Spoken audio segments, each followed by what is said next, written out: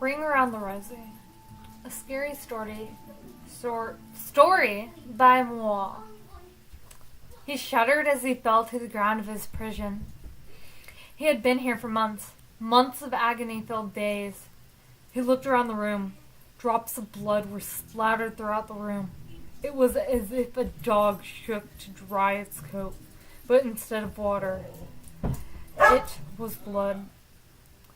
He heard footsteps and curled up into a ball. He knew who was coming for him. He did not know her name, but he knew of her actions and parts of her appearance. She was a witch, a ghoul, the Grim Reaper, the devil in beautiful feminine form. He couldn't imagine her as anything else. He thought back to his life before this torture began. He had an amazing life. He had a good job, a wife, and 2 kids. He didn't remember his name, though. He didn't remember any names, but he remembered faces and relationships. Sometimes, he remembered the beginnings of a name, the first 2 letters, for example. He could never remember more than that. He thought of his own name. He knew that it started with an R. The woman's footsteps got louder and louder and even louder. R remembered what she did the last few times she came to him. The woman had tortured him by putting him in a room which sounds were cancelled. Then she played the screams of innocence. She also had small but sharp papers thrown at him. Then the cuts were cleaned with rubbing alcohol. The woman was nearly there. He could hear the cackle of her laugh, the clicking of her heels on the concrete. He could hear her nails screeching against the walls as she dragged them across. He could nearly feel the intensity of her stare, those crystal blue eyes, taunting him with their liveliness. He hated it. He wished that he could also see the brightness of day, the thing she robbed from him. All he experienced nowadays was the darkness of night. The footsteps grew louder. He heard the door creak loudly as if it hadn't been oiled in years. She was close, really close, so close that he could smell her cheap and overwhelming perfume. It smelled like a mixture of flowers, oranges, and garlic. It was an overwhelming scent that made R want to throw up or stop breathing, preferably the second one, so this torture would end. Another door creaked. R saw a white dress. He knew it belonged to the witch.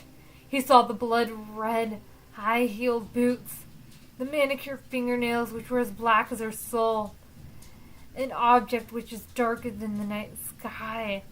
He looked up further. Her face was covered with hair.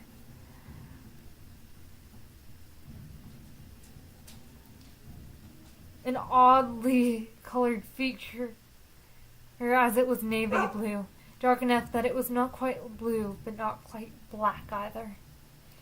R wanted to look at her face, the face of the one that had caused him so much pain. He couldn't bring himself to. He saw her eyes, though, crystal blue pools of happiness. He didn't understand how someone who caused him so much pain could have so much happiness.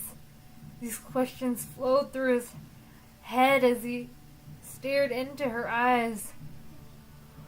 Who is she? What did I do to her? Why does my suffering call her joy? He pulls his eyes away from hers and sees the glare of a metal weapon, a knife. She has a knife. It wasn't like her other ones. The others were small and were usually thrown at him. This one, however, had a smooth blade on top. Then by the handle, it was serrated in a way that looked as if it was for cutting bone. He could tell she had a smile on her face. He heard her voice. It sounded like wind chimes on a spring day. How contradictory. A voice like that should belong to someone who is innocent and sweet, not dark and murderous. Her sweet singing of Ring Around the Rosey continued. Ring around the rosies, pockets full of posies. ashes, ashes. We all fall down.